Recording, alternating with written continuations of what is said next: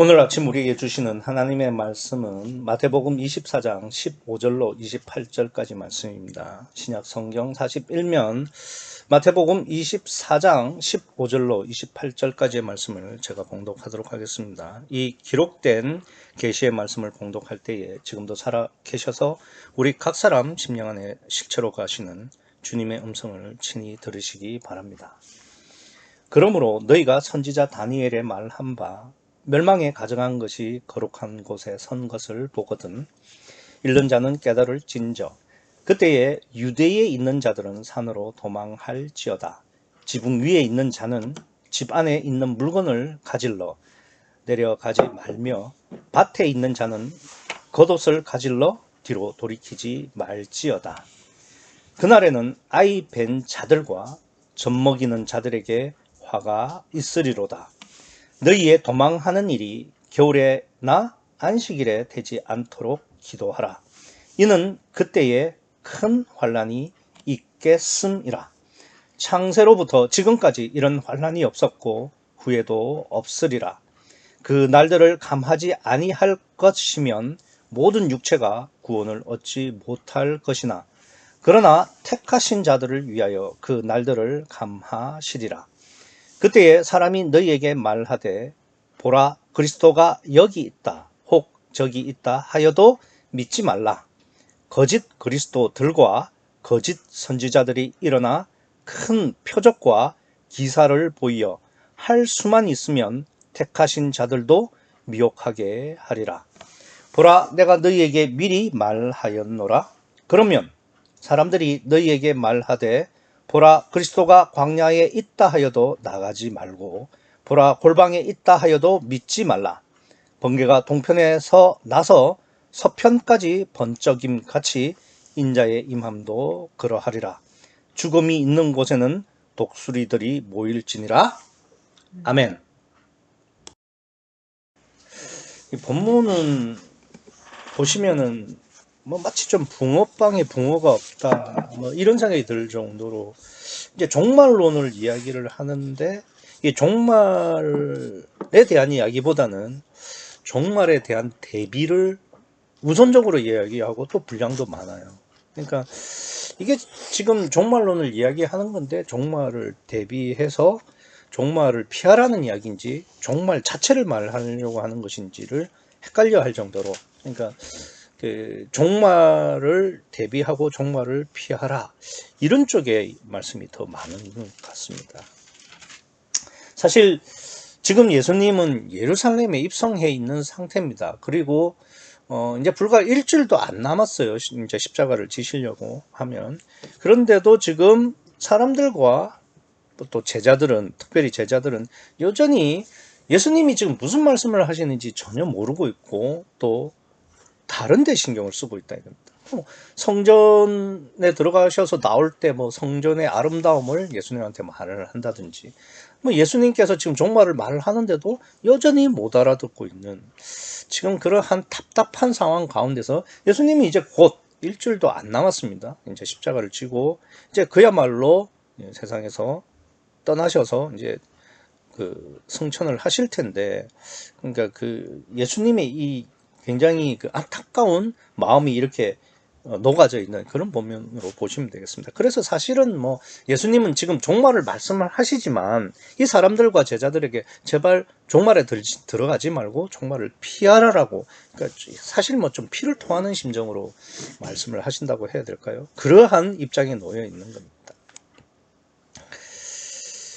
그래서 이제 예수님께서 처음에 이제 종말을 피하라, 종말에서 도망가라, 이런 말씀을 하시는데, 근데 이제 15절을 보시면은, 그러므로 너희가 선지자 다니엘의 말한 바, 멸망에 가정한 것이 거룩한 것에 선 것을 보거든. 이렇게 되어 있습니다. 그러니까, 지금 예수님께서는 종말에 들어가지 말고 종말을 대비하라는 말씀을 하시면서, 제일 처음으로 하시는 말씀이 뭐냐면은, 다니엘서를 인용해가지고 멸망에 가정한 것이 거룩한 곳에 서거든 그 다음에 16절에 보면은 도망하라. 그러니까 이게 지금 멸망에 가정한 것이 거룩한 곳에 선 것이 선 것이 보이면은 이제 멸망으로 가고, 종말로 가고 있다라는 이야기가 되겠죠.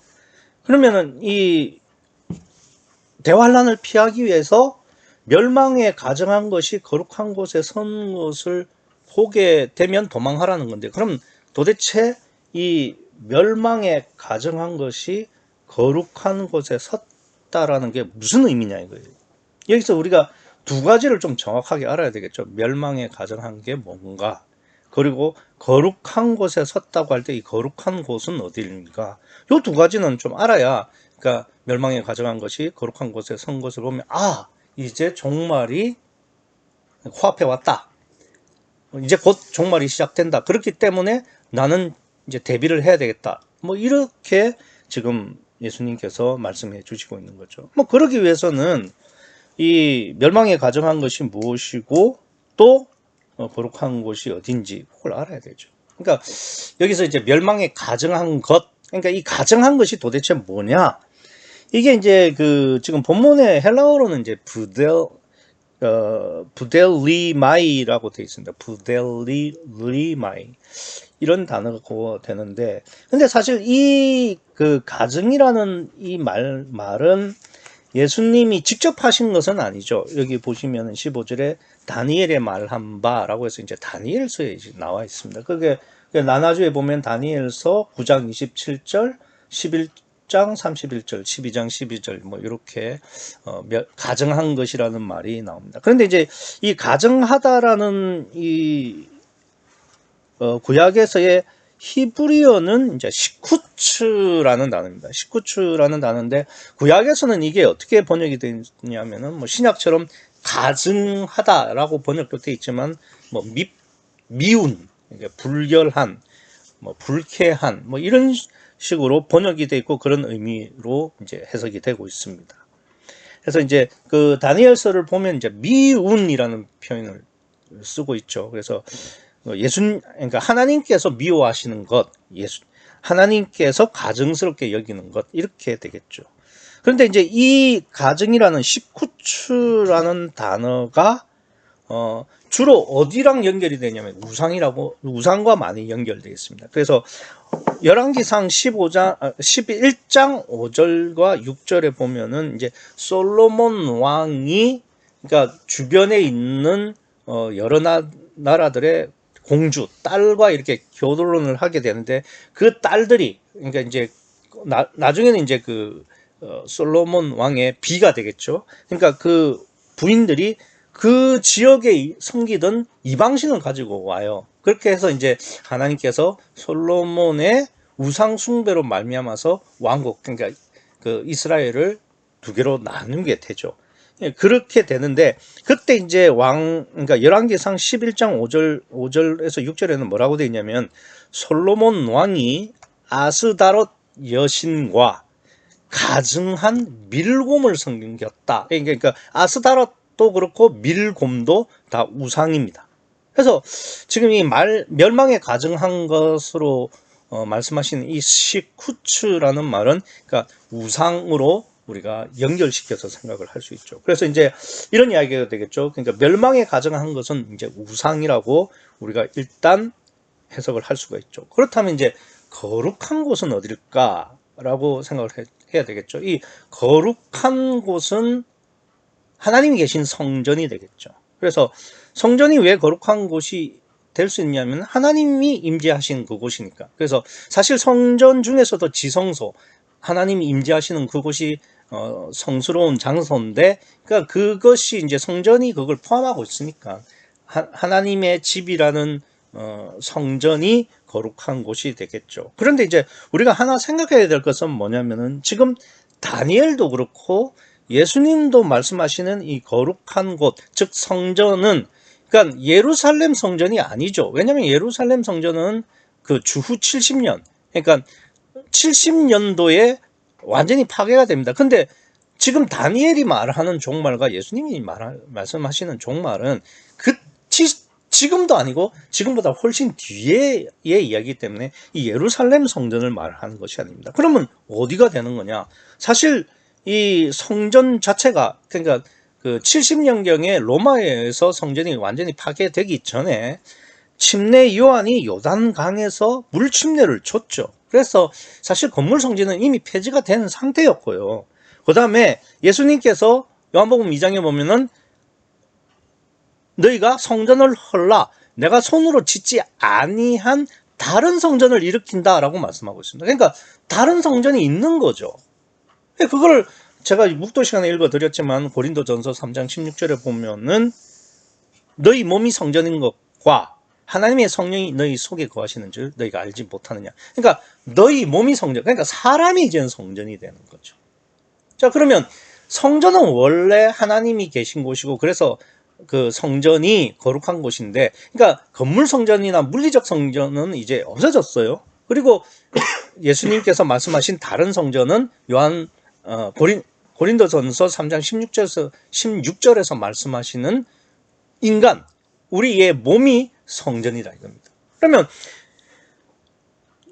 지금 그러니까 다니엘이 예언하고 예수님이 말씀하시는 거룩한 곳은 우리 인간의 육체 안에 있는 심령이 되는 게 되겠죠. 그러니까 성령이 거기에 계시면 거기가 거룩한 곳이 되는 겁니다. 그러니까 거룩한 곳은 그러니까 우리 인간의 심령이 된다는 겁니다. 그러니까 이거를 우리가 연결시키면 무슨 말이 되느냐면은 멸망에 가정한 것이 거룩한 것에 선 것을 보거든이라는 말은 뭐냐면은 우상이 심령 안에 들어차 있다는 이야기입니다. 그러니까 이 세상이 보이는 우상, 그러니까 인본으로 가득 차 있으면 그때가 완전한 종말이라는 거죠. 그러니까 우리 심령에, 그러니까 지금 예수님이 말씀하시는 거는 종말 이전의 말씀이니까 종말까지 가기 전에 거룩한 곳에 너희의 심령에 멸망에 가져간 것, 우상이 들어차 있는 것을 보면은 그때는 너희들은 종말의 심판으로 들어간다는 겁니다. 그러니까 그러지 말라. 그러니까 거기서 도망하라는 이야기는 뭐냐면은 거룩한 곳, 즉 너희의 심령 안에 우상이 서지 않게 하라 이겁니다. 이걸 지금 예수님께서 말씀을 하고 계시는 거죠. 근데 이제 여기 이 부분에 대해서, 그러니까 이 15절에 멸망에 가정한 것이 거룩한 곳에 선 것을 보거든이라는 것을 이제 그 목사들은 어떻게 해석을 하냐면은, 그러니까 예루살렘 성전에 그 솔로몬이 우상을 세운 것을 말한다 이렇게 이야기를 하는 겁니다. 근데 그건 아니죠. 왜냐하면 자꾸 말씀을 드리지만 다니엘도 그렇고 예수님도 지금 종말의 때를 이야기를 합니다. 그러니까 그런 해석은 맞지 않는 거고, 그러니까 이제 그걸 안 목사들은 한 걸음 나가서 어떻게 해석을 하냐면 교회 내에 있는 세속주의, 그다음에 우상, 그다음에 뭐 물질주의, 뭐 이런 이야기를 합니다. 그게 아니고 예수님이 말씀하시는 것은 멸망에 가정한 것이 우상, 그다음에 거룩한 것은 우리의 심령, 그러니까 우리 심령 안에 하나님이 아닌 다른 것이 들어서 있으면 그게 멸망이다 이겁니다. 그렇게 되면은 그 사람은 반드시 그러니까 종말의 대환란 속에 들어가서 심판받고 지옥 가게 돼 있다 이 말씀을 하시는 거죠. 그래서 이제 이런 해석이 과연 맞는 거냐? 왜 이렇게 제가 말씀을 드리는 거냐? 그 관로하에 이렇게 돼 있죠. 잃는 자는 깨달을진저라고 돼 있습니다. 이 깨닫는다는 말이 이제 노에오라는 단어인데 이게 뭐 그냥 이해하다, 알다 이런 뜻이 되는 겁니다. 근데 그 앞에 잃는 자는이라는 말은 우리가 보면은 마치 뭐 성경을 보면서 이 의미를 바로 해석하는 자는 이렇게 해석을 하거나 뭐 어떤 현상을 보고 이게 지금 종말의 때구나라고 뭐 해석을 한다 이렇게 생각할 수 있는데, 여기 관로 안에 있는 읽는 자는 아나기노스코입니다. 그러니까 기노스코가 안다는 뜻입니다. 근데 아는데 어떻게 아느냐면은 아나예요. 아나라는 것이 위로부터, 그러니까 사람이 위로부터 나지 않으면 결단코 천국에 들어가지 못하느냐 그 말씀이랑 똑같아요. 그러니까 알긴 아는데 위로부터, 그러니까 성령으로 알게 된 자는 알지어다 이 말입니다.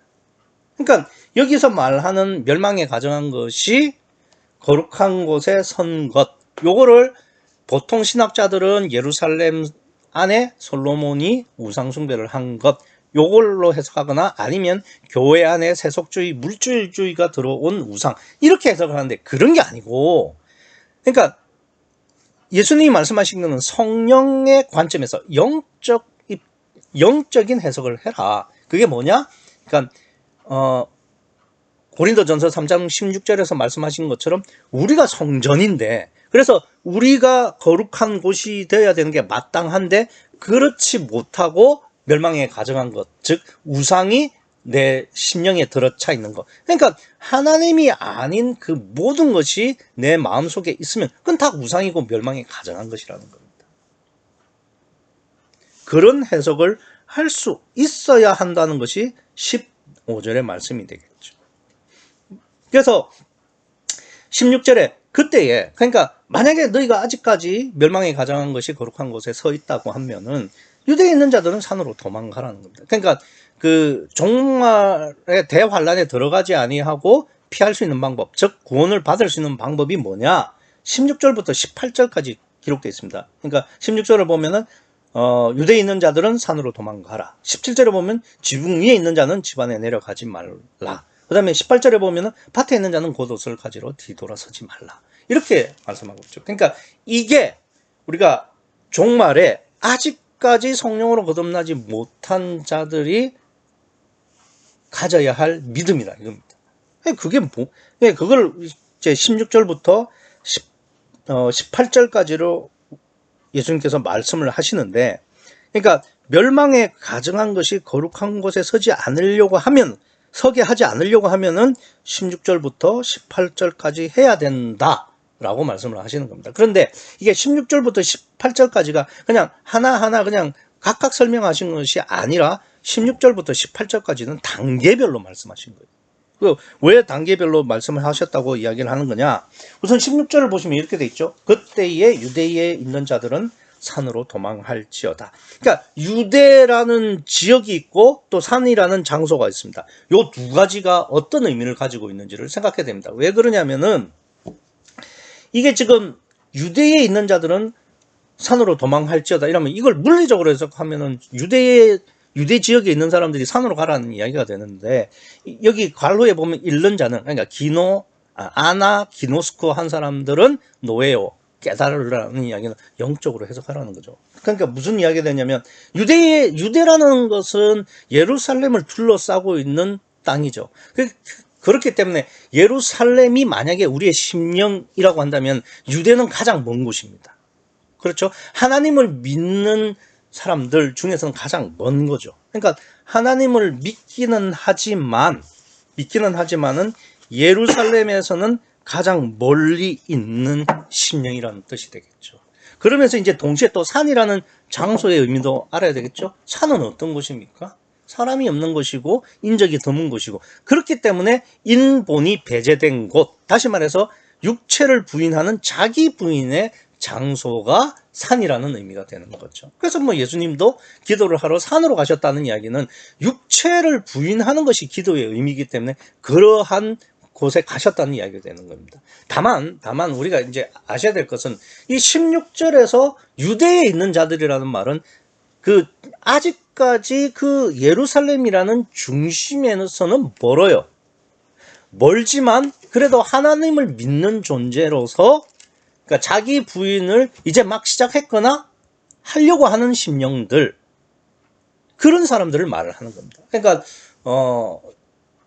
산으로 간다는 의미가 이제 자기 부인인데, 자기 부인을 하기는 하지만 여전히 육체에 매여 있고 혹은 여전히 기복과 표적과 이적이 필요한 사람들, 우리가 쉽게 설명하면 엘로힘 단계의 심령이다, 이렇게 보시면 되겠습니다. 왜 그러냐면은 사실 산은 인적이 드문 장소이긴 하지만 산에서 굶어 죽거나 목말라 죽을 일은 없죠. 산에서 어쨌든 먹을 건 있으니까요. 그리고 산은 어쨌든 물을 마실 수 있는 공간이기도 하기 때문에. 그래서 그러니까 자기 부인을 하긴 하지만 아주 약한, 그러니까 시작 단계의 자기 부인. 그래서 표적도 주셔야 되고 또 기복 신앙도 여전히 가지고 있는 그러한 자기 부인의 심령 상태를 말을 하는 거죠. 그 다음 17절에 보시면 이제 여기 이렇게 돼 있죠. 지붕 위에 있는 자는 집 안에 있는 물건을 가지러 내려가지 말며. 그러니까 여기 보시면 이제 유대에 비하면 지붕 위라는 것은 굉장히 좁아진 개념이죠. 그러니까 좀 더 예루살렘의 그러니까 중심에 가까워졌다 이런 의미로 받아들이시면 되는데, 여기 보시면 지붕 위라는 지금 말이 나옵니다. 그러니까 이 지붕 위라고 하면 우리가 생각하기에는 우리나라의 기와집처럼 이렇게 좀 이렇게 위가 좀 뾰족하고 이렇게 삼각형 형식으로 이렇게 내려오는 그러한 지붕을 생각하는데, 그러니까 당시 유대인들의 그 주택 구조는 그런 식이 아니라, 우리 보면은 단독 주택인 경우에 위에 옥상 같은 평평한 옥상을 가진 그런 가옥 구조를 생각하시면 되겠어요. 그러니까 보통 이 당시 유대인들의 가옥, 그러니까 주택의 구조는 2층에서 3층 정도 되는 건물에서 살고 있었는데, 그 위는 그냥 평평한 거예요. 그래서 지붕 위라는 말은 사실상 옥상이라는 말과 동일한 의미가 되는 겁니다. 그래서 그러니까 집 안에 있지 않고 옥상 위에 있다는 거죠. 그런데 이 옥상 위에 있는 사람이 집 안에 무엇을 가지러 가지 말라 이런 이야기를 하는 거죠. 그러니까 한번 생각해 보세요. 산에서는 살기는 불편한데 그렇다고 해서 죽지는 않아요. 근데 옥상에 있는 사람이 밑에 내려가지 마라, 그러니까 집 안에 뭘 가지러 내려가지 말라는 말은 이 사람은 결국 먹을 게 없고 마실 게 없으면은 죽을 수밖에 없죠. 그렇지 않습니까? 그렇기 때문에 그러니까 이 유대에 있는 사람보다 옥상에 있는 사람은 좀 더 중심, 그러니까 자기 부인에 가까이 온 상태입니다. 근데 그렇긴 해도 이 사람은 물이 있으면은 40일 정도는 살 수 있고, 물도 없으면 그래도 일주일에는 살 수 있죠. 그러나 결국은 죽게는 되겠죠. 그래서 삶보다는 더 자기를 부인한 심령, 그러니까 죽음에 더 가까이 와 있는 심령, 더 가난해진 심령, 이런 의미로 우리가 생각을 할 수는 있겠죠. 그래서 여기 보시면 지붕 위라고 기록된 지붕이라는 단어의 헬라어는 도마고, 마태복음 6장 6절에 이제 골방에서 기도하라고 할 때 그 골방은 테메이온이라는 단어입니다. 그래서 여기 지금 있는 이 지붕이라는 단어, 사실상 옥상과 같은 개념의 지붕의 단어랑 마태복음 6장 6절의 골방이라는 단어는 분명히 다른 단어입니다. 그런데 이 당시 유대인들의 왜 지붕을 만들어 놨냐면은, 지붕이 있는 그런 구조를 했냐면, 지붕에 골방과 같은 공간이 있어서 거기서 그 사람들이 기도를 하고 또 개인적인 생활을 했다고 그래요. 성경을 본다든지 묵상을 한다든지 기도를 한다든지 그랬다고 합니다. 그래서 사실상 그러니까 마태복음 6장 6절에서의 이 골방이라는 것이 실제로는 이 지붕 위를 말하는 겁니다. 그러니까 옥상을 말하는 거죠. 그렇기 때문에 그러니까 기도의 단계에 있어서 하나님의 뜻을 구하고 분별하고 찾는, 그러니까 산의 개념이 구하라 그러면 주실 것이요 라고 한다면은, 이 옥상의 개념은 찾아라 그리하면 찾을 것이요의, 그러니까 여호와적 심령의 단계로 볼 수 있다고 할 수 있는 거죠. 그러면 18절에 밭과 겉옷은 어떤 거냐? 아니, 밭은 유대보다는 작지만 지붕보다는 크지 않냐? 네, 그렇게 물리적으로 그렇게 말할 수 있는데, 예수님은 밭도 없는, 땅도 없는 그런 심령이었죠. 그러니까 제가 말씀을 드리려고 하는 건 뭐냐면, 일단 밭과 옥상의 물리적 크기는 좀 놓아두고, 그러니까 중요한 것은 거기서 뭐냐면, 밭에 있는 자들은 겉옷을 가질러 뒤로 돌이키지 말라. 이 겉옷의 의미가 중요한 겁니다. 이 겉옷이라는 게 어떤 거냐 하면은, 겉옷은 그러니까 유대인들에게 있어서는 생명과 직결이 되죠. 그러니까 옥상에서는 물까지 없으면 일주일간은 살 수 있지만, 여기 밭에 있는 자, 그러니까 겉옷을 가지지 않는 자는 하루를 견디지 못해요. 낮이든 밤이든 낮에는 더워서 탈진해서 죽을 거고 밤에는 추위로 얼어 죽게 됩니다. 그래서 이 겉옷을 포기한다는 말은 그야말로 예루살렘 가장 가까이, 그러니까 정말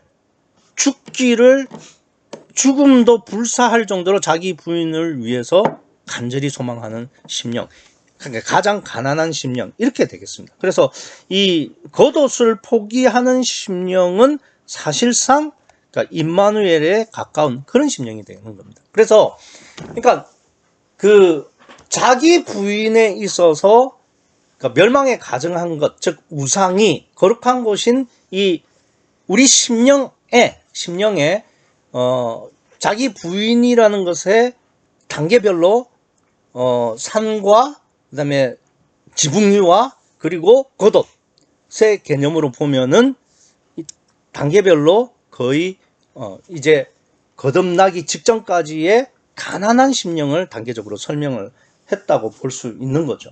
그러니까 이러한 자기 부인을 거쳐서, 그런 과정을 거쳐서 15절에 멸망에 가증한 것이 거룩한 곳에 선 것을 하지 않을 수 있고 종말을 그러니까 대환란을 피해서 구원에 이를 수 있다는 말씀을 예수님께서 하시는 겁니다.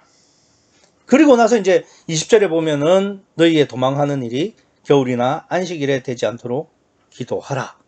그러니까 이 말씀을 보면은 이게 제가 앞에, 그러니까 16절과 18절을 중심 교리로 설명한 것에 대한 보충 설명이 될 수 있습니다. 왜냐면은 왜 그러냐면은 여기 보시면은 그 16절과 18절을 제가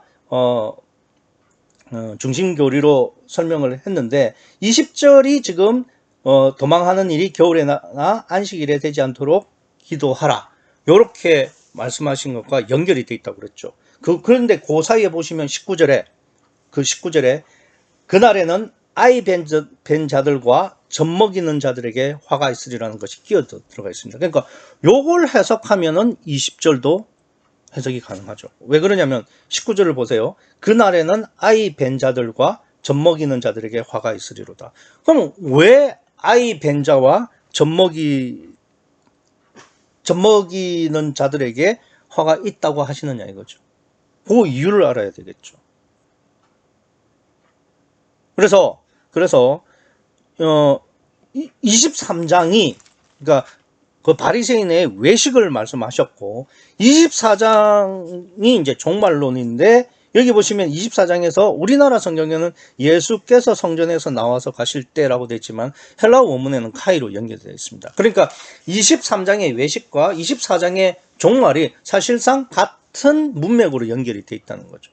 그래서 이 23장과 24장이 연결이 되어 있고 지금 3절부터 그 다음에 그 앞에 3절부터 한 단락이 있고 오늘 15절에 제일 처음이 이제 그로 무로입니다. 그래서 이게 사실 오늘 본문도 이 외식과 종말로 연결이 되면서 이어져 있는 것인데, 그러니까 이 19절을 정확하게 해석하면은 왜 외식과 종말과 오늘 본문이 연결이 되어 있는지를 알 수 있어요. 왜냐면은 19절의 그날, 여기 보시면은 19절의 그날에는 이라는 말은 이제 종말을 말을 하는 건데, 그러니까 대환란이 시작되는 날을 말을 하는 건데, 그런데 그때까지 아이 벤 자가 되어 있거나 젖먹이는 자가 되어 있으면 화를 입는다는 뜻이에요.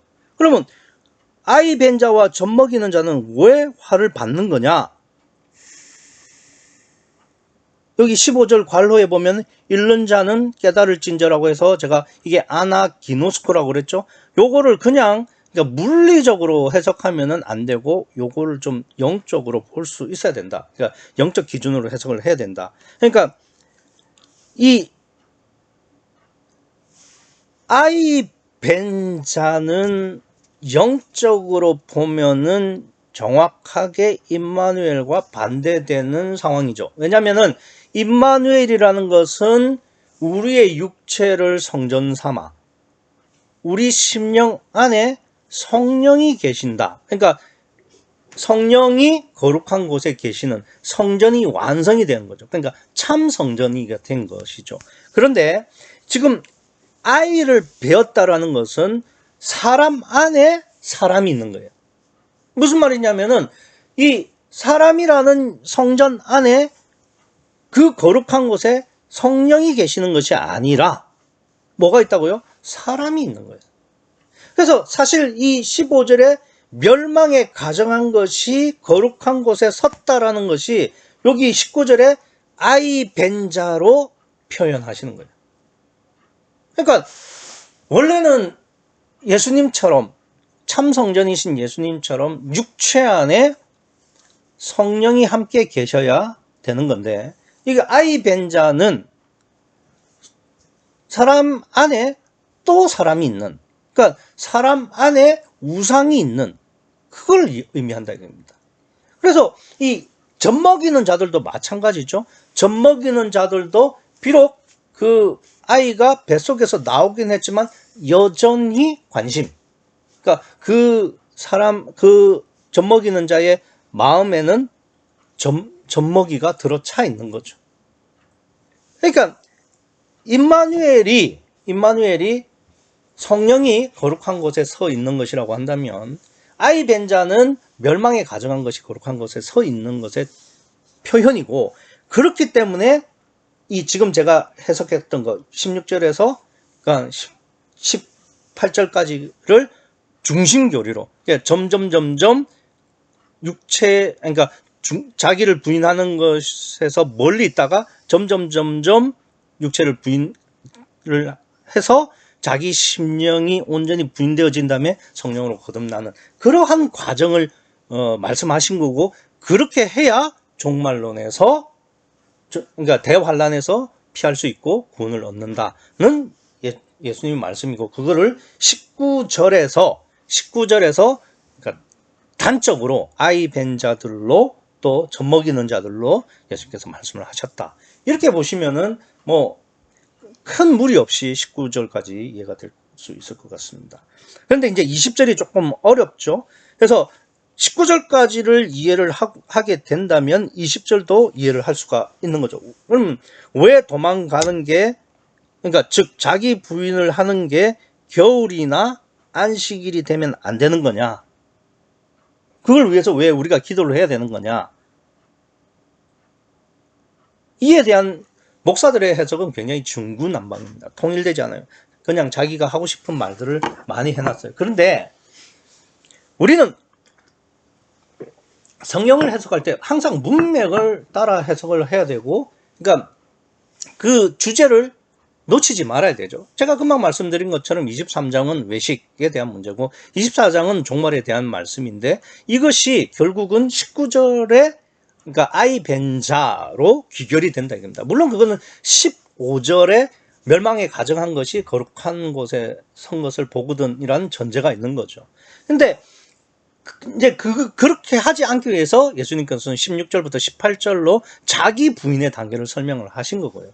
그래서 그렇게 자기를 온전히 부인하게 되면은 19절처럼 그렇게 아이 벤 자가 되지 아니하고 성령이 내주하시는 그런 거듭난 심령이 된다는 것이죠. 그런데 그렇게 하지 못하는 이유가 20절입니다. 그러니까 그 20절이 어떤 이야기냐? 그러니까 도망하는 일이, 자기를 부인하는 일이 겨울이나 안식일이 되지 않도록 기도하라는 거죠. 그럼 겨울은 어떤 의미가 있고 안식일은 어떤 의미가 있냐는 거죠. 이것도 그냥 우리가 앞서 제가 15절에 뭐 잃는 자 아나기노스코라는 말씀을 드렸던 것처럼, 그러니까 영적 기준으로 해석을 좀 할 수 있어야 되겠죠. 그러니까 겨울이라는 것이, 겨울은 그러니까 생명이 태어나지 않는, 그러니까 생명이 자라지 않는, 생명이 없는 계절, 이렇게 우리가 일반적으로 해석을 할 수 있죠. 그렇기 때문에 그러니까 그날에는, 이라는 말은 대환란 때는 겨울이 되는 거죠. 그럼 왜 겨울이냐 이거예요. 생명이 없는 계절이기 때문에. 그러니까 생명이 없는 시기가 대환란이죠. 그럼 생명이 없다는 말이 무슨 말이냐? 참 생명이신 성령이 없다는 말입니다. 다시 말씀을 드리면 대환란 때는 성령의 역사를 일시적으로 하시지 않죠. 그래서 겨울이라고 이야기하는 거예요. 그러면 이거를 우리가 자기 부인으로 가져와서 우리가 생각하면 어떤 이야기가 되냐면 자기 부인에는 반드시 성령의 역사가 필요한 겁니다. 나는 내가 나를 부인할 수 있다고 생각하지만 절대 그렇지 않아요. 성령의 역사로 부인되어지는 거죠.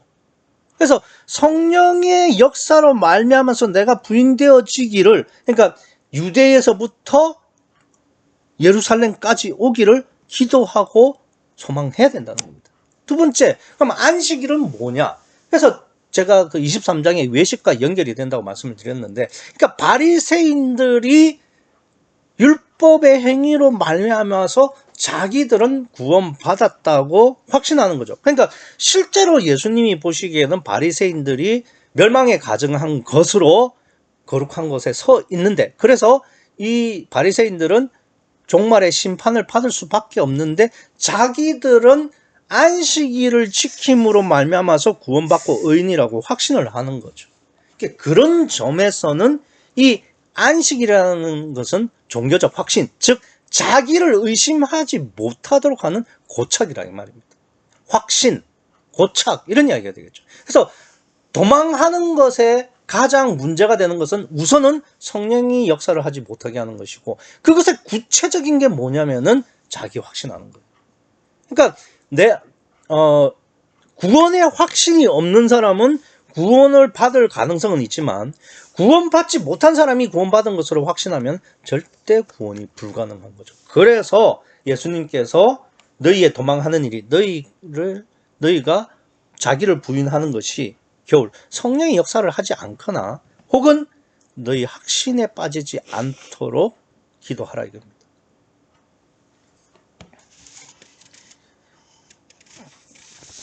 그래서 이거를 예수님께서 21절에서는 이렇게 설명하죠. 이는 왜 그러냐면은 그때에 큰 환란이 있겠고, 그러니까 그 대환란 때는 겨울이에요. 성령이 역사하시지 않습니다. 그리고 그 겨울 안식일 그때는 자기 확신에 빠져서 자기 인본이 모든 것의 기준이기 때문에 그러니까 사람의 결정이 사람이 절대 가치가 되는 그때예요. 그렇기 때문에 인간 만만세의 시대이기 때문에 사실상 자기 확신의 시대죠. 그래서 바리새인들이 율법을 안식일을 지켰기 때문에 자기는 의인이고 구원을 받는다고 확신하는 것처럼 사람들은 그때는 사람의 가치를 절대적으로 여기기 때문에 절대 구원받을 수 없다는 이야기를 하는 거죠. 그래서 21절처럼 대환란이 시작되면 성령의 역사 없고 인간이 하나님을 대신하기 때문에 자기 부인이 불가능하다 이 말입니다. 그래서 이제 예수님께서 이런 말씀하시죠. 이는 그때에 큰 환란이 있겠음이라. 창세로부터 지금까지 이런 환란이 없었고 후에도 없으리라. 그러니까 창세 후로부터 지금까지 큰 환란이 있었죠. 뭡니까? 대홍수죠. 근데 그 대홍수마저도 대환란에는 비교도 안 된다 이겁니다. 잽도 안 된다 이 말이죠. 그러니까 대환란에 들어갈 생각하지 말고 미리 자기를 부인하라는 이야기고, 그걸 앞에서 계속 이야기를 하고 계신 거죠. 그래서 원래는 22절에 보시면 그날을 감하지 아니할 것이면 모든 육체가 구원을 얻지 못할 것이나, 원래는 7년 대환란을 계획하셨습니다. 그러나 22절 보시면 그 날들을 감하지 아니할 것이면은 모든 육체가 구원을 얻지 못한다. 그래서 하나님께서 반으로 줄여 주셨죠. 그래서 3.5년을 대환란으로 겪게 될 거예요. 그래서 그 이유는 뭐냐면 택하신 자들을 위하여 그 날들을 감하시리라 이렇게 되어 있습니다. 근데 여기서 택하다라는 말을 하니까 마치 이게 예정처럼, 절대 예정처럼, 그러니까 하나님께서 한번 택정한 사람은 끝까지 구원시킨다 이렇게 의미로 해석하게끔 번역을 해놨는데 아니죠. 이 택한다라는 말이 에크레고라는 단어입니다. 에크라는 말이 밖으로라는 말이고 레고라는 말이 부르다는 말이에요. 그러니까 밖으로 불러내었을 때 그 말에 응답을 받아서 반응을 해서 나오는 사람. 그러니까 하나님께서 부르고 그것에 대해서 리바운드로 반응을 해서 나오는 그런 인격적 관계만이 그 대화 환란에서도 살아남는다는 거죠. 뭐 소위 말하는 남은 자가 되는 겁니다. 그러니까 그런 것이지 뭐 이게 그 예정해서 그렇게 됐다는 이야기는 아니라는 이야기가 되겠죠. 근데 이 사람들도, 그러니까 대환란에 들어간 사람들도 자기 부인을 해야 구원을 얻습니다. 그런데 대환란 때는 그러니까 20절 말씀처럼 겨울이고, 그러니까 성령이 역사하시지 않고 안식일, 사람들이 인본주의가 극에 달해 있기 때문에 내가 내 육체를 부인하기가 거의 재난 수준, 재앙 수준이 되는 겁니다. 그래서 고르지 말고, 그러니까 예수님 말씀은 그렇게까지 가지 말고 그 전에 미리 온전히 자기를 부인해서 대환란에 들어가지 말고 구원을 얻으라는 이야기를 하시는 겁니다. 그래서 그러니까 대환란 때는 이 사람들이 어떤 고난을 받느냐, 남은 자들이 어떤 고난을 받느냐면은, 사람이 너희에게 말하되 보라 그리스도가 여기 있다 혹 저기 있다 하여도 믿지 말라. 거짓 그리스도들과 거짓 선지자들이 일어나 큰 표적과 기사를 보여 할 수만 있으면 택하신 자들도 미혹하게 하리라. 이 말이 무슨 말이냐면요, 보시면은 거짓이라는 말이 퍼슈도라는 말인데, 이게 이제 우리나라 말로는 거짓이라고 하니까 뭔가 막 부정적이죠. 그런데 사실 이 퍼슈도라는 말은 유사하다, 의사, 이런 뜻입니다. 그러니까 겉으로 보기엔 너무 비슷해요. 그러니까 저 사람이 그리스도가 아닐까? 저 사람이 진짜 재림 예수가 아닐까라고 착각을 일으킬 만큼, 여기 보시면은 그 24절 끝에 보면은 할 수만 있으면 택한 자들도 미혹하게 한다는 거예요. 그러니까 하늘에서 불을 끌어내린다. 그래서 그 24절 중간에 보면 표적, 그죠? 기사. 그러니까 하늘에서 뭐 그 불을 끌어내린다든지 아픈 사람을 낫게 해준다든지, 그러니까 뭐 사랑도 실천하고 막 다 하는 거예요. 그러니까 그 사람들을 미혹하게 하는 거죠.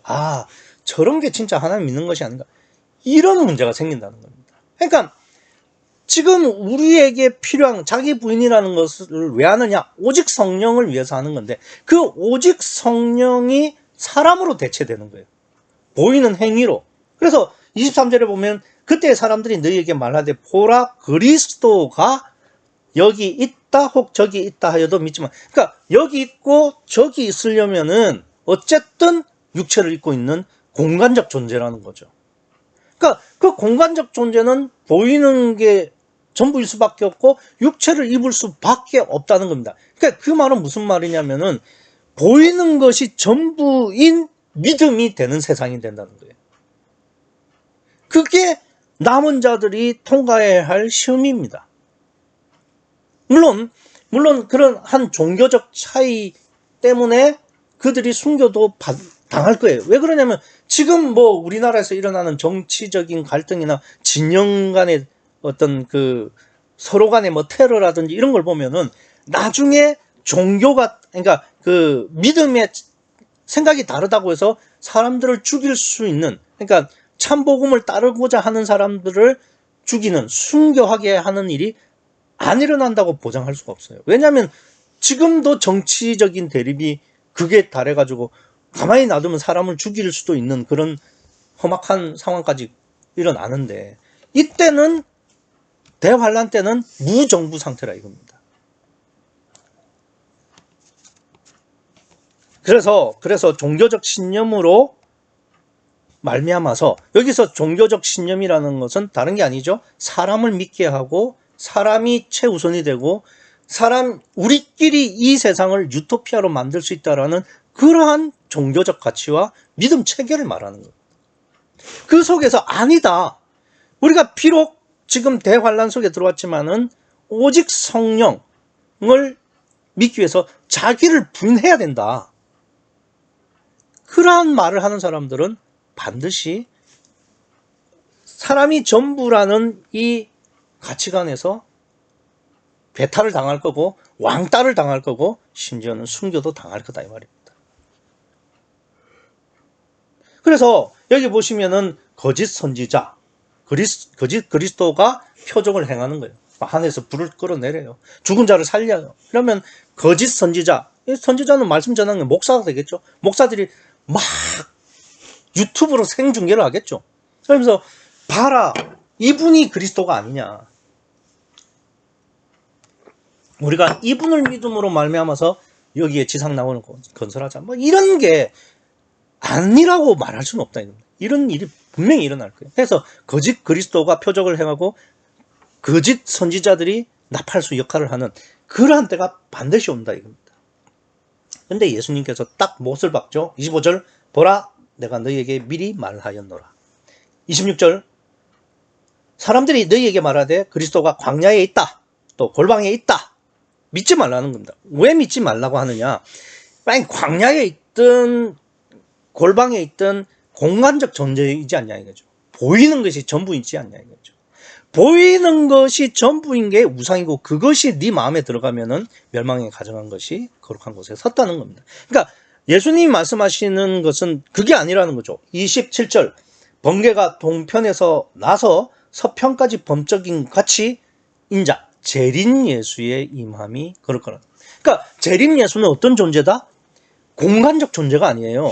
그러니까 광야에 있고 골방에 있는 것이 아니라 골방에 있으면서 광야에 있는 거예요. 그런 존재가 재림 예수님이고 성자 하나님이시지 무슨 하늘에서 불 끌어내리고 죽은 사람 살리고 표적과 기사를 행하고 그러는데 광야에 있다가 골방으로 가려면 시간이 걸려야 돼. 그런 건 재림 예수가 아니고 예수님이 아니라는 말입니다. 이걸 왜 말씀하시느냐. 보이는 것이 전부인 사람은 마음에 이미 멸망에 가정한 것이 서 있다는 겁니다. 그러니까 예수님이 말씀하시는 것은 뭐냐면은 이 종말 마지막 때에 있어서 우리가 해야 할 것은 딱 하나, 보이는 것을 무시하라. 보이는 너 육체를 온전히 포기하라는 겁니다. 그래야만 대환란에서 피할 수 있고 구원을 얻을 수 있고 설령 대환란에 들어갔다 할지라도 보이는 것은 무시할 수 있어야 끝까지 구원을 얻을 수 있다는 이야기인 겁니다. 그럼 그렇지 못하고 자기를 부인하지 못하고 보이는 것이 전부인 사람들은 어떤 사람이냐? 28절 주검이라는 겁니다. 주검. 이 주검이라는 이 단어는 예수님께서 마태복음에 말씀하신 저희 죽은 자들로 죽은 자를 장사하게 하라는 이 네크로스라는 단어와는 다른 단어예요. 그러니까 이 푸노마라는 단어입니다. 푸뉴마가 아니라 푸노마라는 단어인데 이 단어는 푸뉴마하고는 상관이 없는 단어예요. 어원 자체가 아예 다른 단어인데 그러니까 28절에 있는 죽음이라는 단어와 마태복음에 나오는 죽은 자라는 이 네크로스라는 단어는 헬라어도 단어고 지금 우리 번역도 달라 있죠. 그런데 이제 중요한 거는 둘 다 같은 개념으로 씁니다. 그러니까 육체만 있는 존재. 그러니까 여기 보시면은 보이는 것을 무시하지 아니하고 육체를 부인하지 않는 자는 육체만 있는 죽음과 같다는 겁니다. 주검과 같다. 그러니까 이 사람들은 반드시 대환란에 들어가고 심판을 받을 거라는 이야기죠. 그런데 이 죽음이 있는 곳에는 그러니까 육체를 부인하지 않고 육체만 있는 사람에게는 뭐가 모인다고요? 독수리. 왜 독수리일까요? 여기 보시면 원래 다니엘의 원문에 보면은 날개를 의지하여라는 말이 나옵니다. 그러니까 이 독수리라는 의미와 연결이 되죠. 근데 왜 독수리냐 이거죠. 독수리는 공중에 날아다니는 존재입니다. 그러니까 공중 권세를 잡은 마귀가 모인다는 뜻입니다. 그러니까 마귀가 나한테 와서 막 육체를 위해서 살라고 하는 것은 마귀는 비인격적이기 때문에 내 안에 들어오는 것도 있겠지만 내가 애초에 자기를 부인하기를 원하지 않는 사람에게는 이 마귀들이 자연적으로 모인다 이겁니다. 그래서 공중 권세 잡은 마귀가 육체를 부인하기를 소원하지 않는 사람에게는 자연이 모인다. 그래서 예수님께서 하시는 말씀 뭐냐면은 대환란에 들어가지 말라. 그러려고 하면은 도망해라. 자기 부인을 해라. 그래야 우상이라는 멸망에 가정한 것이 내 심령에 들어서지 않을 수가 있다. 그런데 설령 대환란에 들어갔다고 해도 자기를 부인하는 것을 놓지 말아야 된다. 그래야만 재림 예수님이 오셨을 때 천년왕국에서 남은 자가 될 수도 있고 천년왕국에서도 구원을 얻을 수 있다는 말씀을 하시는 거고요.